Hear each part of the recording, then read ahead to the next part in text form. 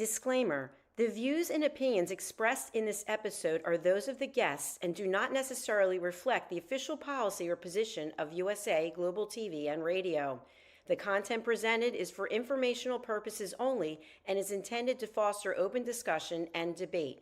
Viewer discretion is advised. USA Global TV and Radio does not endorse any particular viewpoint and encourages viewers to seek out additional information and perspectives.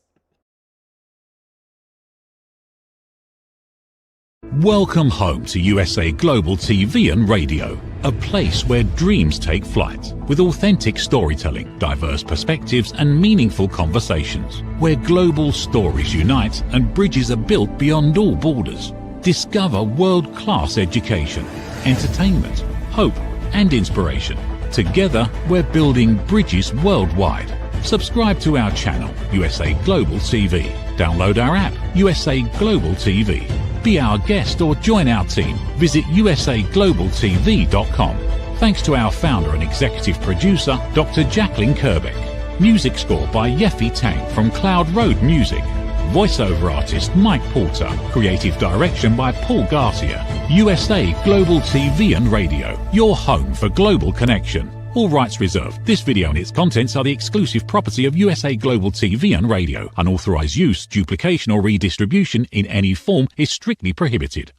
Welcome to Saving America. This is your host, Dr. David D. Schein. I keep notes continuously with stories from the week. For this week, I have over 125 pages of notes, so I'm not going to be running out of material anytime this decade, folks. SAVE Act, just common sense. As a lifelong conservative, I do love it when the whack liberals put their foot in it. Basically, the opposition to the Save America Act, which simply requires voter ID, is racist and sexist.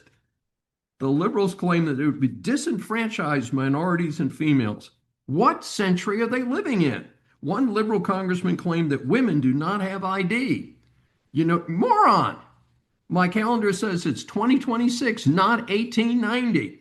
And don't get me started on race. Now, one liberal that I know, after realizing that race is a no-go, is now claiming that it would hurt the poor whites in Appalachia.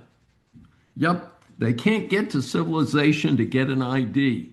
Hey, you know what? I was in Pigeon Forge, Tennessee last summer in the foothills of the Smoky Mountains. The place looks like Las Vegas. I'm pretty sure those folks know how to get ID. Crazed Chucky Schumer is using the term Jim Crow 2.0 to block SAVE. I find this hilarious in that Southern Democrats, not Republicans, were behind the Jim Crow laws. Time for Chucky to check in at the facility for the mentally impaired. Dem Senator from Pennsylvania, John Fetterman, has now come out in favor of the SAVE Act. Maybe some other Dems will catch on that this is a 90-10 issue. That's right, 90% of Americans favor voter ID. And maybe the other Democrats will get the message. Dems threaten to shut down the Department of Homeland Security. In their most anti-American move yet, the Dems are threatening to shut down the Department of Homeland Security because they're mad at ICE for removing some of their voting bloc. For what other reason could the Dems be on the side of murderers, rapists, and other criminals? The humor of the situation is Trump already agreed to add body cameras, and Tom Homan already announced he was pulling 700 ICE agents out of Minneapolis. Further, ICE has a couple years of dedicated funding. The DHS, on the other hand, includes FEMA and TSA. This is basic security for Americans. The current Dem leader in Congress has put together a wish list that would incredibly interfere with the important law enforcement work of ICE. This disgrace to America forgets the active ICE operations under his beloved Obama. That's right. At this point, Obama was ahead on deportations of Trump. As I said in last week's Saving America, week in review, I support reasonable reforms for ICE. I suspect a majority of conservatives do. As usual, the Dems want to stop ICE altogether since they cannot win elections without illegals being counted in official census numbers and without their votes. Look, this is the only reason they're taking the positions that they're taking. DOT pulls hundreds of illiterate truck drivers off the road. My number one concern is safety. A mystery for me is why any business would want someone operating a truck who's not fully qualified to do so. The legal liabilities are massive. Frankly, I think one way to clean this up are plaintiff suits against the companies that hired these unqualified drivers. The numbers are stunning. The DOT tells us that the U.S. Department of Transportation ran a 3-day national operation called Safe Drive. They did 8,200 inspections in a 3-day period across 26 states. An amazing 704 drivers were taken off the road. The most common reason was that 2/3 of them did not speak enough English to understand road signs and other directions. 56 were arrested, including DUI and being in the U.S. illegally. Over 1,200 vehicles had their status pulled for safety issues. Again, the legal liabilities here are major. I call on insurance companies to audit their insured companies to make sure that their customers are only hiring qualified drivers. Trump RX arrives. Love the concept, hate the name. As I've said before, systems and laws are for people. I do not want any politician to name any bill or proposition that has the name of the current politician. Glad Trump did something that is decades in the making. Why on earth, when so many medical and pharmaceutical discoveries are developed here in America, many with our tax dollars, would we pay the highest prescription prices in the world, sometimes 200, 300, 400 times more than other countries? Best guess, politicians from both parties are heavily supported by the pharmaceutical lobbies. As I understand it, many major drugs are still under patent. That is when they are the most expensive and will be available through this new government pharmacy operation. The prices Trump mentioned in his announcement were very attractive. Given that this could be an inconvenient way to get drugs, I suspect this will force drugs at normal pharmacy operations to present the same prices. The term that Trump applied is that the U.S. will receive most favored nation treatment. Americans will be guaranteed the best prices available in the world. This should have been accomplished on a bipartisan basis decades ago.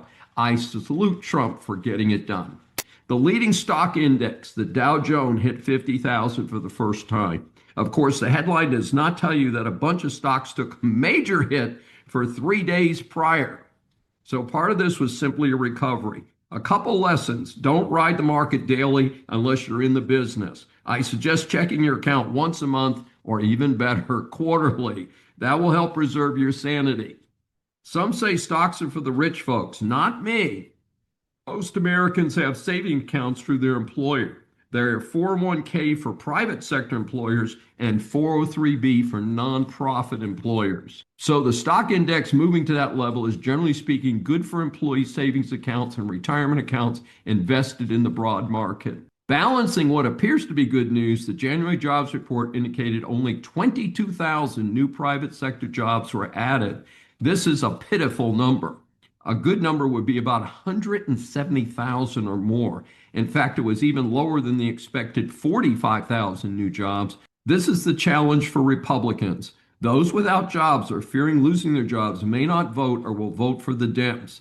That is despite the fact that the Dems feature high taxes and other disastrous policies. See what the new Dem governor of Virginia has done in just a month. Washington Post announces massive layoffs. Given how bad the Post newspaper is, I'm surprised it took them this long to start real cuts. An estimated 1/3 of their staff is being laid off in what is called a strategic reset. Now, there's nothing funny about being laid off. I was laid off from a faculty position during the Great Recession. It took me a full year to land another faculty position. In this case, I found it humorous that because the owner of the Post is one of the richest persons in the world, some have suggested he should have used his wealth to keep more folks employed. They must have missed the part about the Post being a business. The Post's declining popularity could also be tied to what some of us conservatives call wokeness on steroids. In one report I saw, the Post had 12.5 reporters tied to climate change. 2/3 of them may be laid off. And folks wonder why the paper has been sinking for 3 decades in terms of reporting quality. Some people leaving actually blamed the owner for trying to curry favor with Trump. Come on, guys, nobody reads that rag since it had zero credibility due to sloppy, biased reporting. Trying to be objective would have helped, but that is not how the latest version delivered the news. I heard that the birds refused to have the Post line the bottoms of their cages. Another disturbing report of federal waste. U.S. Senator Joni Ernst, a Republican from Iowa, announced that dumping vacant or underused Fed properties could save $3 billion in deferred maintenance and $100 million a year in operating costs. Ernst has introduced legislation to expedite the dumping of these properties.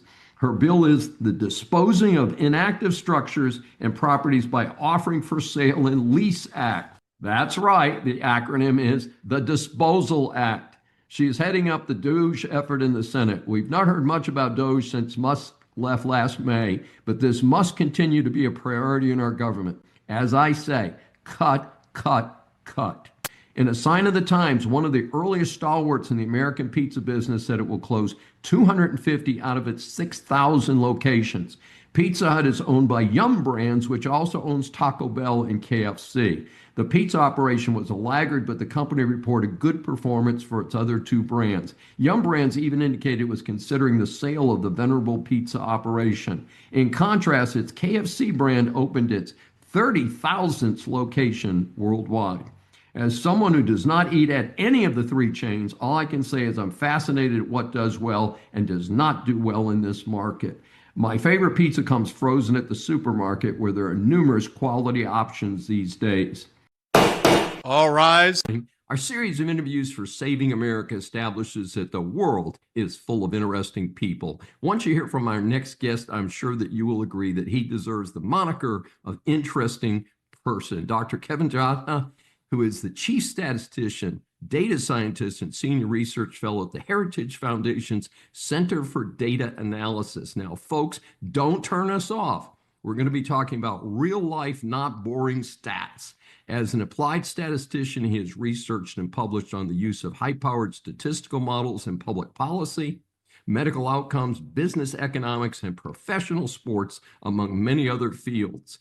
Dr. Jatna has also worked on numerous policy areas, including energy, climate, tax, healthcare, social security, welfare, and labor policy. He is a prolific scholar, having published numerous papers both at the Heritage Foundation as well as in peer-reviewed literature in statistics, economics, law, and public policy. His work has been referenced by many high-profile politicians and media outlets. He did his undergraduate work at the University of California, Berkeley, majoring in applied mathematics with a specialty in mathematical physics. He holds 2 master's degrees from the University of Maryland, one in business and mathematical statistics, and topped that with his PhD in mathematical statistics from the University of Maryland. We had to shorten his bio to allow time for him to have the interview. We welcome Kevin Jatna for his first appearance on Saving America. Good to be with you, David. Thank you for having me. It's my pleasure. I'm glad we were able to arrange it.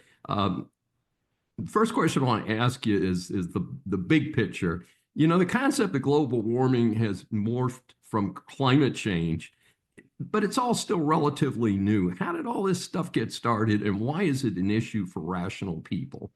I mean, there have been concerns about global warming and climate change for decades, going back, to the 70s and 80s. But in relatively recent times, I would say now maybe, a couple decades ago, the concept became termed as climate change from global warming to encompass broader considerations rather than just temperatures warming. For example, which we look at in our research, which I think we're going to get to in this interview. For example, changes in rainfall, changes in hurricane trends, changes in trends in tornadoes, manifestations of global warming and climate change in terms of plant life and agriculture, as well as animal life, as well as, for example, from a public health perspective amongst us human beings. Well, it's a fascinating area, and of course, a lot of skeptics have said, well, the climate warming wasn't quite getting their point across, so that's why they suddenly decided to call it global, from global warming to change it to climate change. Exactly. Yeah, so it's pretty interesting. Much of the media and big organizations like the EU and the UN seem to have really bought into this hysteria of climate change. What are some examples of the claimed statistics and the real statistical facts? Well, I mean, and that's the interesting thing, actually, David. There are a lot of claims that have been going around for quite some time. For example, in fact, I think you can even go back to the early 2000s. It's hard to believe that was over 20 years ago. Yes. But in 2004, former President Bush was briefed that by 2020 or so, Europe would be suffering from major consequences of climate change, including a widespread famine and all these other issues. And now it's 2025. Has that happened? Absolutely not. And we looked at that in our research. The concerns about climate change, so this is the point we really make. The climate is changing. It always has been. And there has been a response to CO2 emissions. But the question is, to what extent? The question is, will the proposed policies do anything about it? And more fundamentally, is this really that much of a problem? Or is it something that we can adapt to? And the answer is, it's not really a problem. It's something we can adapt to, and it's vastly overstated, and it's overstated for political purposes so lawmakers can seek leverage over the economy.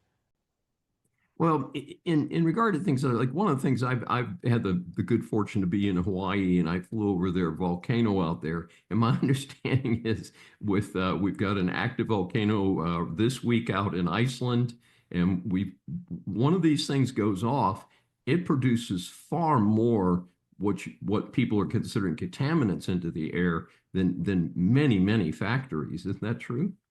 Well, I mean, so that's a very, very interesting question, David. What we can say is that volcanic eruptions over the past, speaking of global warming, Yes. major volcanic eruptions in the prior several decades have actually contributed to global cooling because of the chemicals that are emitted into the stratosphere that ultimately contribute to global cooling.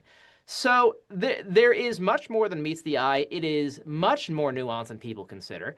And the bottom line is that the predictions, the doom and gloom that we hear from the left, that we hear from lawmakers, is vastly overstated.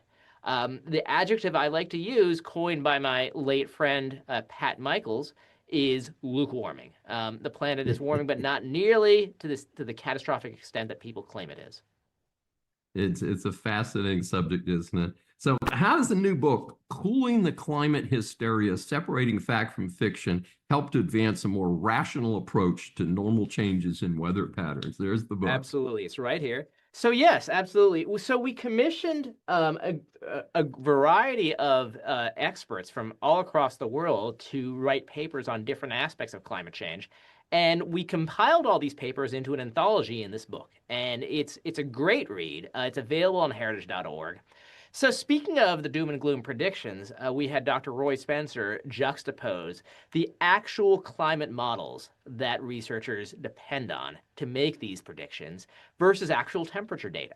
And really a great way to test the accuracy of a model is to see how does it do on prior data? How does it predict the past? And what we see time and time again is the vast majority of these models grossly overpredict temperatures. And if they were correct, yes, it is hot, it's the summer, but it would be much hotter today than otherwise. We look at other great questions like trends in hurricanes and tornadoes. Whenever a major hurricane hits, you hear hysteria about, ooh, this is due to climate change. And the bottom line is hurricanes have wreaked havoc. They've wreaked havoc since the Pilgrims had settled here in the United States in the 1600s. And they will continue to wreak havoc, sadly. And they cause damages. They've always caused damages, and they cause more damages now, but there's a very simple reason why. We're richer as a society. I mean, there's more to damage, obviously. And the bottom line, though, is that since we're richer, since we're wealthier, since we are more knowledgeable and more and better developed society, and with better technologies, we're better able to deal with these issues that come our way, whether they're weather related or not. And that's really the bottom line. Any policies that are proposed by lawmakers need to be predicated on enabling us to deal with these issues that come our way. Well, you raise a very interesting point here at the end. And as you know, I'm here in Houston, Texas, about 250 miles away. We had a horrible human event on July 4th. The Guadalupe River, there was a rain cloud. It was not a tropical depression. It wasn't a hurricane. It was just a rain cloud. of unusual dimensions, and it dropped 7 inches of rain in a 45-minute period, and it caused the Guadalupe River to send a wall of water 26 feet high down the river. I was on a different webcast earlier this week called Unscripted Politics, where I have a running debate with some liberals, and they were like, well, see that? That's the climate change and global warming. And it was like, well, in 1987, the Guadalupe River did the same thing and wiped out a school bus and killed 10 people. Oh It doesn't God. sound to me like it was that much different than what happened 30 something years ago. And here's the more fundamental issue, David, and this is something that I don't even think they understand. Suppose their doom and gloom predictions are true. Suppose, for example, we could eliminate all CO2 emissions from energy right now, today, for the end of till the end of the century. Suppose there are no CO2 emissions whatsoever from fossil fuels. You will see, you can even Google this and find our model online, the Heritage Foundation Climate Calculator, based on the Intergovernmental Panel on Climate Change's model for the assessment of greenhouse gas-induced climate change. If the United States were to completely cease CO2 emissions starting right now, you would have less than 0.23 degrees Celsius temperature mitigation by the end of the century, even assuming the worst case scenarios about the sensitivity of the planet to CO2 emissions. So even if the alarmist predictions are true, which they're not, these policies aren't going to push the needle on climate change. Even if the European Union were to completely eliminate CO2 emissions, there'd be less than 0.13 degrees Celsius temperature mitigation by the end of the century. So their proposed policies won't do anything anyway. Well, Yeah, but I can tell you one thing that they will do. They will impoverish us for generations to come because they will shift us away from the most affordable and reliable sources of energy. Absolutely. We also only represent a fraction of the world's environment here in the United States. And my understanding is that China is building it's a phenomenal statistic. I've heard they're opening a coal-powered electricity plant every 3 days in the country of China. China continues to emit CO2 emissions. Yes, so these policies, they're not going to do anything about the environment, because the bottom line is that firstly, the climate is not changing at as catastrophic a rate as these people claim it does. But even if it is, supposing that these people are correct, which they're not, then they're not going to have any impact on global temperatures. Yeah, it's a pretty sad circumstance. And of course, one of the things I've heard, I've been to Venice, is that Venice is going to be completely underwater. That doesn't seem to have happened yet. And that in the California, that the whole coastline is going to be underwater, and Modesto and the inland cities will suddenly become the new waterfront, stuff like that. People joked about that with me 40 years ago. Doesn't seem to have happened. Well, there sadly, as we move forward in time, there's going to be many adverse events that come our way going forward, Yes. weather related or not weather related. And it's fundamentally important for us to be richer rather than poorer as a society to deal with these things. We need to be able to unlock innovations and be able to deal with issues that come our way. And we're not going to be able to do that if we impoverish ourselves as a society, moving away from the best forms of energy. Absolutely. And of course, one of the things that troubles me, and I drew a parallel, you may not see the same parallel, but you're on the East Coast, is as you know, Asheville, North Carolina, less than a year ago, we had the Hurricane Helene go up the East Coast, and there was a terrible loss of life, somewhat similar in Asheville, North Carolina, to what just happened in Kerr County, Texas, where you have people who were settled, if you will, build houses and things very close to the bank of the river. So when the river had an unexpected event like a periodic hurricane, it created a much higher loss of life than it would have if we had said, this is a historical pattern. There are areas that we might have beaches out there and things, but we shouldn't allow housing there. And to me, there's a parallel between what happened in the Guadalupe River and what happened during the hurricane last fall in North Carolina. But if you look at our paper, for example, we have Joe DeLeo, who is a well-respected meteorologist who co-authored with me a paper on trends in hurricanes. And you can see over time, going back to the early 1900s, there has been no increase in trends in hurricanes and tornadoes, by the way. What they are linked to is natural oscillations, such as the El Nino Southern Oscillation and other forms of weather-related oscillations. Well, that's a great point. And of course, I grew up in southeastern Massachusetts, which is Hurricane Alley, and I remember massive hurricanes when I was a little kid, and that's over 60 years ago, and that devastated gigantic trees and took out our community for days. But we were less densely populated, so I think it got a little bit less publicity than it does today. And we have 5 more years left of this decade. I guarantee you we're going to see a couple more hurricanes probably. Yes. Yeah. In fact, I think the United States, don't we average about 20 on the East Coast a year? Oh, absolutely. So the exact number off the top of my head, I don't remember. But yeah, there's going to be some minor hurricanes. There's going to be some major hurricanes. So we should be prepared. Buckle up and take care of it. Dr. Kevin Dion, you are just wonderful. We really enjoy reading your work and learning about this important social issue. And I think that right now, people are listening more to you than they are to the climate crazies. I think that's a very important development in our society. And we really appreciate your time today. How can people get more information about you and your work? So my work is available on the Heritage Foundation webpage. You can Google my name. I am on Twitter. KDD0211 is my Twitter handle, or X handle, I should say. And our book, Cooling the Climate Hysteria, is available on heritage.org. Sounds like a winner. Please proceed. State Senate race in Texas goes to a Dem.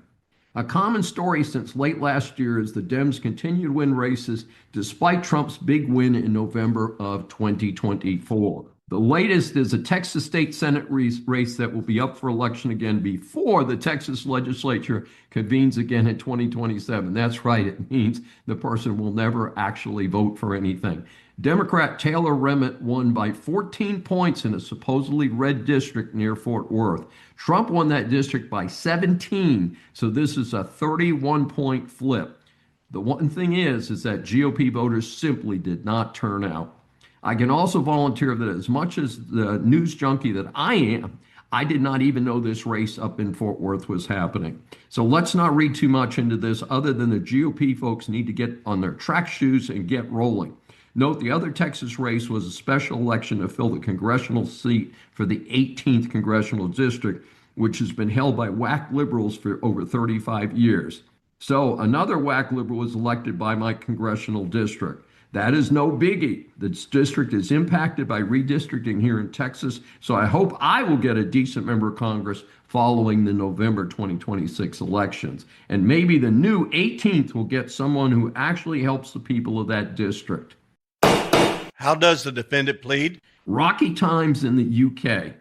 Morgan McSweeney, Chief of Staff to UK Prime Minister Keir Starmer, resigned and said he was responsible for Peter Mendelsohn's appointment as ambassador to the United States in 2024. The reason that Mendelsohn is reportedly embroiled in the Epstein scandal that seems to be hitting high gear in Europe right now. In this case, it is not sexual activity, but reportedly releasing sensitive business information to Epstein in 2008. At present, there are no charges pending against Mendelsohn, who was removed from his ambassador position following the earlier release of Epstein documents last year. Please raise your right hand. GOP voters oppose Nextstar Tegna merger. My regular audience knows that I oppose most mergers. I find we are coasting towards a world with fewer choices and higher prices. Lack of competition breeds stagnation. In no surprise to me, a national poll of GOP voters overwhelmingly opposed the proposed merger of Nextstar and Tegna, which is a $6.2 billion deal that includes an incredible 244 TV stations across 44 states. This would exceed the current legal ownership cap of 39% of U.S. households. I'm assuming this deal would require congressional approval to get past the current cap, and I hope that is not going to happen. Sustained. We in the United States are proud of our culture, a unique mix of cultures of the rest of the world. Over the last couple of years, stories have flooded in with negative reports about the loss of traditional cultures in UK, France, and Germany, especially as they have been inundated with immigrants who are not assimilating into the culture of their welcoming countries. In fact, they are aggressively promoting the adoption of their home countries in their new countries. A cautionary tale comes from Italy. I visited Italy several times over the years. It is a fascinating place with various regional cultures. A report from a European news service indicated there's been a challenge to a new delicatessen in the city of Padua. There's a plastic pig in the front window. Yes, I saw a picture of it, and there's a plastic pig about life size standing inside the front window of the business. In much of the world, this is no big deal. However, a local Muslim leader has asked to have it removed, calling it offensive and inappropriate. Many of the meats sold at this deli, after all, are made from pork. The person making the challenge does not sound like a typical Italian. So a newcomer to this town is demanding a change rather than assimilating into his new environment. What would come next? Blocking the sale of all products made from pork? Prosciutto, anyone? I would suggest this fellow might want to consider his choice of living locations if he finds the plastic pig offensive. Motion denied. Business students, business persons, or consumers, business law impacts much of what you do. This segment is designed to help you get past the headlines on key stories. A corporation provides protection for a manager. Kenny Savoy, a former employee of Pritchard Energy Advisors, filed a breach of contract lawsuit against Thomas Pritchard, his former boss, in the United States District Court for the Western District of Louisiana. Savoy, a Louisiana resident, claimed that Pritchard, a Virginia resident, owed him compensation under a 2017 offer letter for work done on behalf of Empire Petroleum Corporation. Savoy alleged that Pritchard fraudulently informed him that the client company had not received any payments for his projects, thus denying him due compensation. The district court dismissed the case against Pritchard for lack of personal jurisdiction, concluding that Pritchard's contacts with Louisiana were made only in his corporate capacity and therefore protected by the fiduciary shield doctrine. The court found that Savoy failed to establish any exceptions to this doctrine that would allow Pritchard's corporate contacts to be attributed to him individually. The United States Court of Appeals for the Fifth Circuit reviewed the case and affirmed the district court's decision. The appellate court held that the fiduciary shield doctrine, which prevents the exercise of personal jurisdiction based solely on a defendant's corporate acts, applied in this case. The court noted that Louisiana law recognizes the fiduciary shield doctrine and that Savoy did not establish any exceptions such as piercing the corporate veil or alleging a tort for which Pritchard could be personally liable. Consequently, the court concluded that Pritchard's corporate contacts could not be used to establish personal jurisdiction over him in the state of Louisiana. With work increasingly being done across the United States, this is a very important concept. Otherwise, corporate employees could be sued in states in which they have no continuing business involvement. This is Dr. David D. Schein for Business Law 101. Tune in again. Objection, Your Honor. Los Angeles burns again. You would think that after the massive black eye LA got for its major fires recently, the city and state would do everything in its power to return trust in the country's second largest city. Well, nope. Pretty boy Newsom and perhaps the worst mayor in the history of America, Karen Bass, doubled down on stupid. Newsom already was kicked in the face for going to court to try and stop the National Guard from protecting the city of Los Angeles. He lost on that, of course. Unless you're living under a rock, you know the basics. ICE arrested 40 of some of the worst illegals in America in the city of Los Angeles. This included a double murderer and other serious criminals, according to reports. In turn, coordinated gangs attacked the ICE agents and tried to attack federal buildings. The local police were overwhelmed. Trump has sent in the National Guard and now more federal forces. The key aspect is to protect federal buildings. Amazingly, Democrat politicians have opposed both ICE raid of serious criminals and efforts to stop the violent rioting.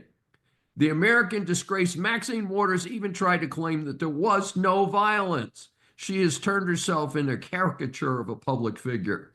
Her irrelevancy, Hillary Who, chimed in on this silly claim as well. The damage is extraordinary. Many cars were damaged, including 5 Waymo self-driving cars. The photo ops will help to confirm the decision of over 80% of Americans that illegal immigration has been a costly and damaging endeavor by the Biden-Harris administration. Seeing the protesters burn things, hurt law enforcement officers, and wave Mexican flags is not going to do anything but drive more Americans to the Trump agenda. Remember, some of the activists are associated with communist movements. We've all seen what a success communism is, right? I do not understand why law enforcement members who were in their cars when deadly concrete blocks were thrown through their windshields, that they did not use deadly force to protect themselves. Something is really wrong here.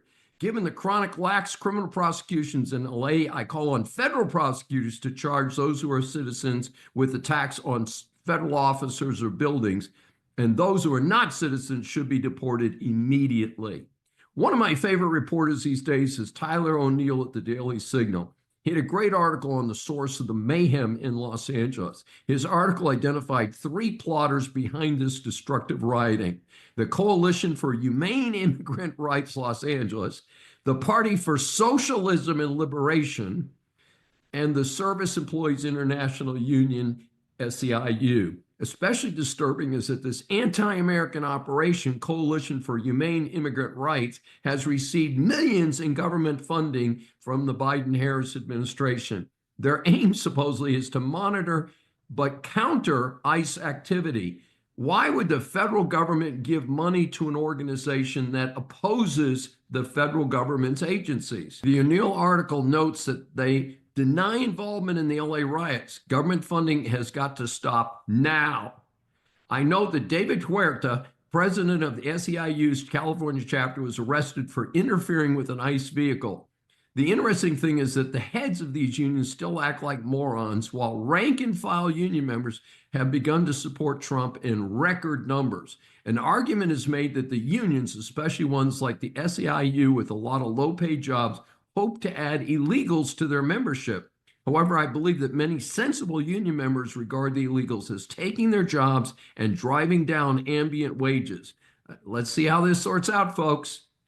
Adding to the misery of professional scumballs that are looting stores, including an Adidas and an Apple store in the immediate area of the rioting.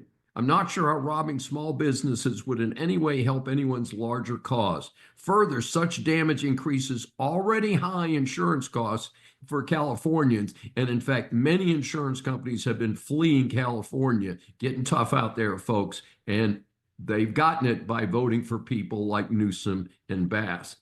In the meantime, I again remind the Dems in my audience of the riots at the Democrat Presidential Convention in Chicago in 1968. I believe that the riots cost Hubert Humphrey the election over an unpopular Richard Nixon.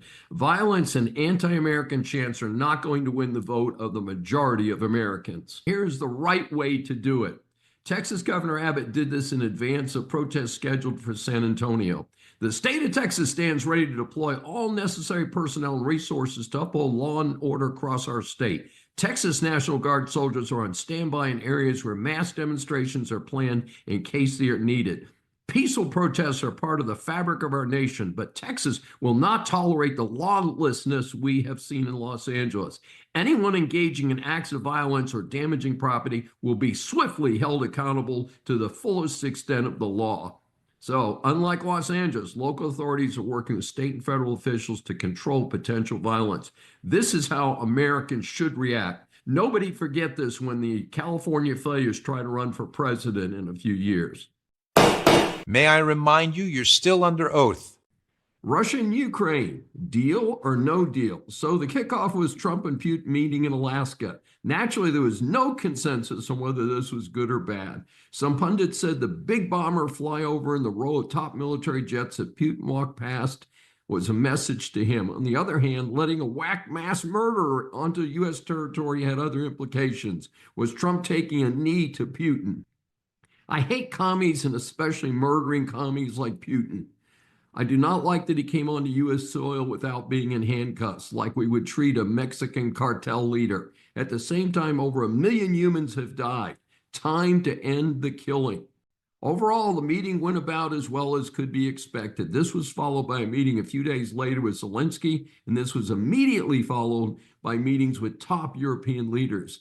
They have pledged to support Ukraine. No way to object to that. This interesting outcome was European officials talked about a U.S.-backed Article 5 type security guarantees for Ukraine. Apparently, that's a NATO term. Trump indicated the USA part would not be boots on the ground, but it is assumed we will provide the armaments for Ukraine to defend itself and perhaps start attacking Russia. U.S. air support was also suggested. It is tricky since they are trying to keep NATO out of this at the same time due to Putin's strong resistance to that. There was then talk of a two-way or a three-way summit to reach some type of a peace deal. That is cloudy at the moment. The most recent word is that Trump wants Putin and Zelensky to meet first, and then a trilateral meeting can happen after that.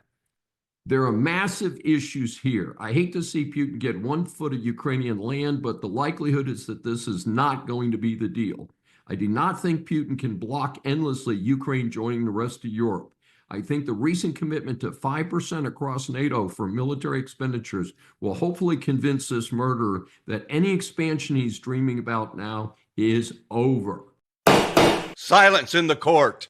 Our series interviews for Saving America establishes that the world is full of interesting people. Once you hear from our next guest, I'm sure that you'll agree that she deserves the moniker of interesting person. Saving America welcomes Debbie Osborne, who's a social worker turned lawyer who has worked with youth serving organizations, or YSOs, for more than 40 years. She jokes that she has a career ADD that led her into a variety of professional experiences before settling into a legal practice of advising YSOs.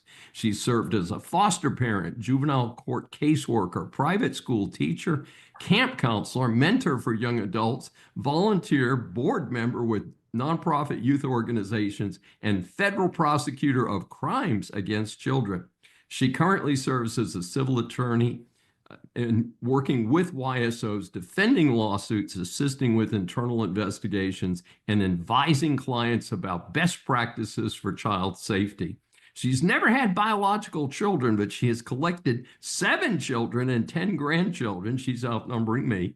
She put the lessons that her children taught her in her first book, Raising Other People's Children, What Foster Parenting Taught Me About Bringing Together a Blended Family. Her most recent book is Protecting Other People's Children, 120 Days to Create a Strong Child Safety Policy, which she wrote with Tom Rawlings. We welcome Debbie Osborne for her first appearance on Saving America. Thank you so much. I appreciate the opportunity. Well, we're delighted to have you here. So you've dedicated your life to helping children, both natural parents and foster parents.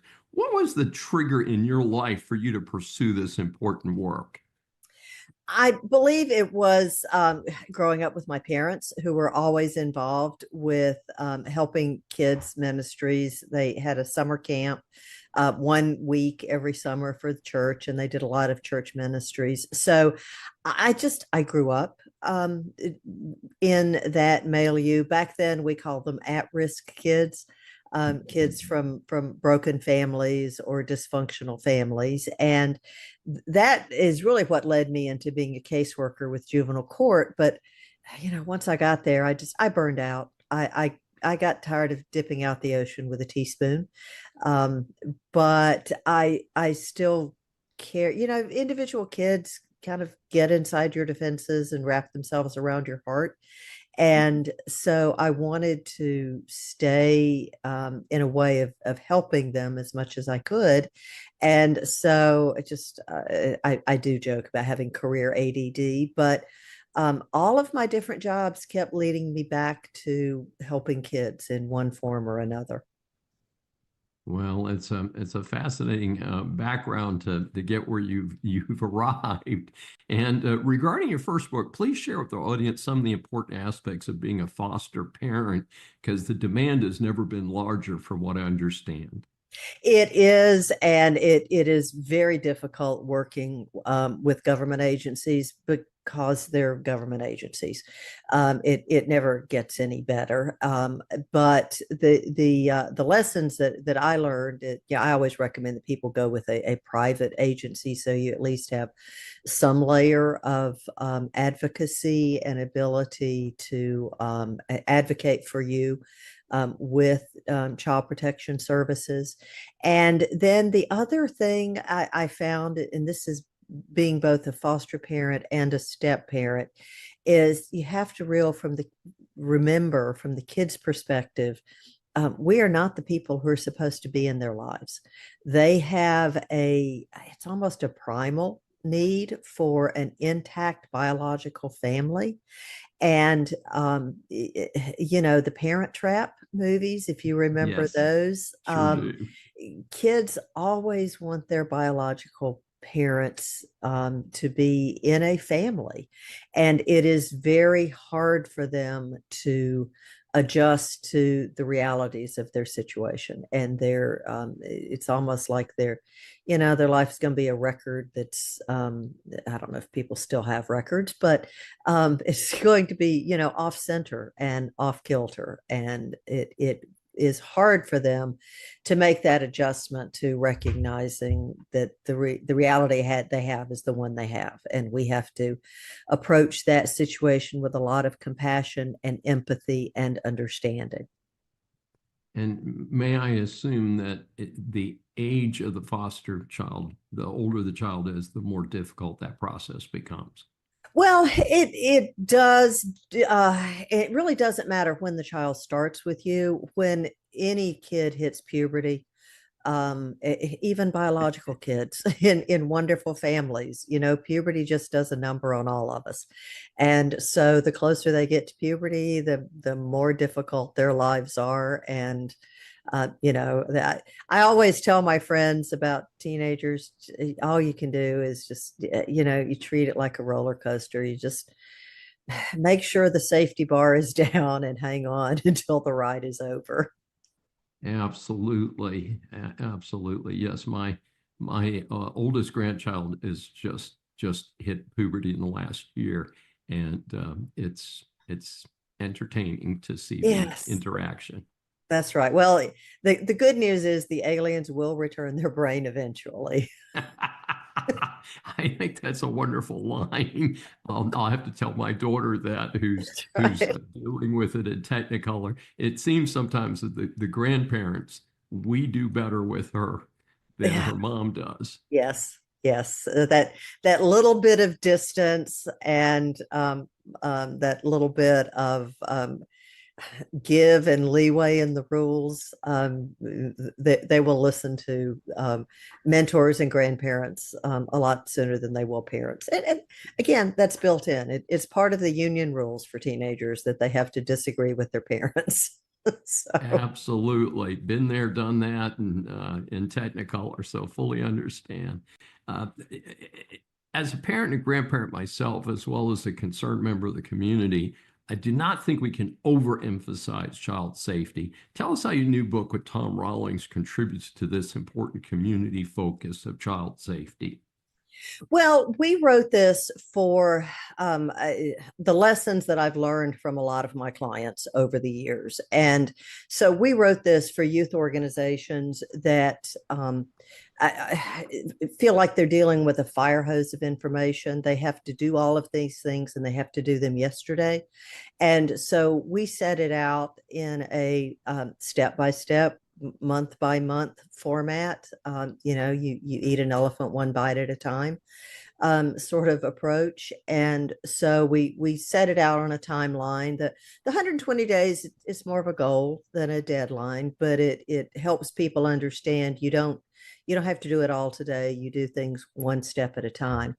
And then the big thing that Tom and I have found from our clients is a lot of them are well-meaning and good intentioned, and they go out and they talk to experts or get information on the web or hire consultants who come in and give them a cookie cutter program policies that just don't really work for their program. And so the staff eventually finds the rules too cumbersome, or they get in the way of the mission, and they have what in the industry, safety industry, you call normalized deviance, which is everybody just ignores the rules. And that, 95% of the time you're okay ignoring the rules, but it's that 5% of the time that it can come back to haunt the organizations. So Tom and I always say that the second worst thing an organization can do is not have a child safety policy. The absolute worst thing they can do is have a policy that they don't follow. And what would you say are some of the key aspects of that? Because, I think about safety a lot, and I don't advise child organizations, I advise employers, but I emphasize how critical it is to keep employees safe. So I know what we talk about. I'm wondering, what are some of the key elements that you talk about with regard to child safety? Well, the key elements, the first thing is understanding the purpose behind the rule so that you can adapt it as needed. So I will give you an example. I had a client call me one day, and a consultant had said to them, every adult who comes onto your campus has to have a criminal records check before they get past the door. Well, that sounds wonderful for some organizations, but this client was a summer camp, and they said, what do we do about Parents' Day? I cannot possibly get records checks on all the parents before they show up, number one. And then secondly, what do I do about repair people? The chances of getting a plumber on a Friday night who will give me a records check before they come fix my toilet, if they even show up on a Friday night, it is nil. And so that's an example of where we tell them, you look past what is the purpose of that rule, and that is you don't want anyone you haven't vetted to have access to the kids. So the much more realistic principle for that particular client or other similar clients is you don't worry so much about the screening prong as you worry about the supervision prong. So you make sure that if repair people come in, that there's someone with them at all times. That if you have a parents' day, you make clear to the parents when they arrive, they are responsible for supervising their kids. And you know which kids don't have parents there that day, and those are the ones that your staff needs to supervise. Sure. So that's when you look at past the rule and figure out what the principle is and how your organization can meet that principle in ways that work and that work consistently, and that your staff can do it on a regular basis. Makes perfect sense. Well, Debbie Osborne, it's a delight to have you with us today. How can our audience get more information about you, your important work, and of course, your books? Well, you can find me on debbieosborne.com, or we sell the books and have some online courses dealing with this. We have a lot of online courses for youth serving organizations at ysoacademy.com. Very good. Thank you so much. The defense rests, Your Honor. China continues its threat to civilization because much of the slopstream media soft pedals or ignores the human rights and privacy violations by the CCP. I feel part of saving America's mission is to help keep its repression and violations on the front page. I credit Epoch Times, which is working with its partner NTD News, continuing to keep the focus on the plot to destroy civilization by the CCP. A new international human rights report by the U.S. State Department detailed the global repression by the CCP. It is interesting that while many in this country suffer, the CCP wastes resources around the globe with assaults, harassment, hacking, anonymous threats, and false reports in various media. The report referred to the approach as transnational repression.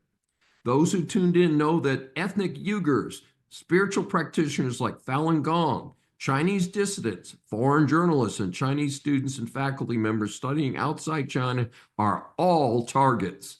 The report describes the CCP's actions as some of the most comprehensive campaign ever known. Highlighted was Xi's visit to San Francisco for the Asian Pacific Economic Cooperation Summit in late 2023. Reports are that protesters arranged through CCP repression programs attacked pro-democracy activists with flagpoles and chemical spray. In the report, it tells the story of a former CCP undercover agent who defected to Australia after 15 years. He revealed in 2024 to the Epoch Times how he was, quoting from the article, sent after a Thailand-based Falun Gong practitioner who had fled China to escape the CCP's persecution of his faith. The handler, in assigning him the job, gave him photos showing the name and location of the target's apartment, as well as several photos of the man and his family, some of which had not been on social media. Note that Xi and the CCP are so crazy they're going after Falun Gong, which is a group that advocates meditation. Folks, I always talk about meditation because I have two speeds, fast and sleeping. I can't meditate, I go to sleep. Anyway, not sure why the CCP sees a group that would meditate as a problem. The article also provides information about threats in other countries. It also discusses cyber attacks from China. This is serious stuff, and the U.S. and its allies need to strike back. There have been multiple reports on the forced labor of the Uyghurs, as well as 1 million of them being in forced conscription situations. And of course, we previously talked about the theft of bodily organs. As well, we talked recently about the CCP preventing journalists from leaving even a 7-year-old son of one of the dissident reporters. Recently, I learned that even a Catholic bishop is being held as a political prisoner along with many others. On the heels of this, Fred Lucas at the Daily Signal said that due to the efforts of the Doge operation, the feds will stop American funding of research on retirement in China. I was just amazed that this was even an issue. Lucas reported that research has run for a decade and a grant of $1.7 million to continue to fund the research was just stopped. Thank goodness. The total amount spent already reached $13.3 million in this longitudinal study.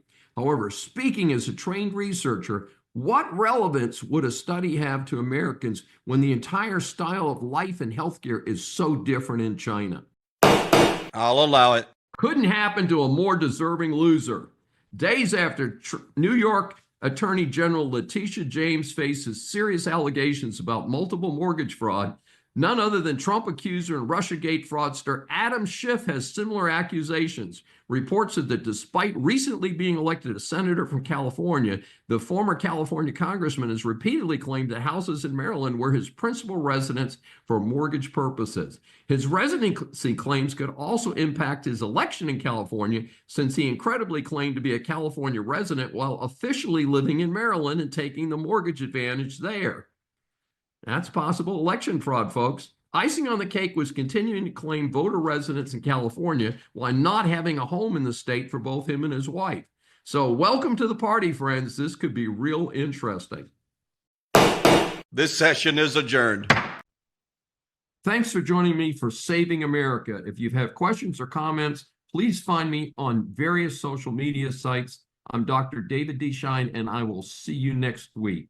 Thank you, viewers and listeners of USA Global TV and Radio, for joining us today. We're honored to have your time and attention as part of our global community.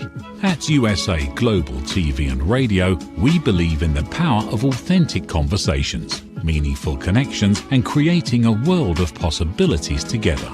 Want to be part of something bigger? Join our team of elevated listeners at usaglobaltv.com, a space where your voice matters and your ability to listen transforms relationships. Stay connected with us across all our platforms for thought-provoking discussions, expert insights, and empowering stories. Subscribe to our channels at youtube.com/c/USAGlobalTV. Follow us on social media and explore the endless opportunities we're creating for growth, learning, and inspiration.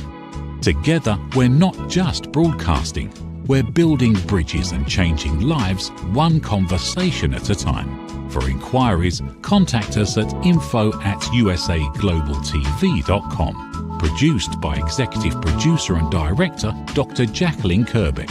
Voiceover by Mike Porter. Creative Direction by Paul Garcia. All rights reserved. Visit usaglobaltv.com to view our full terms and conditions.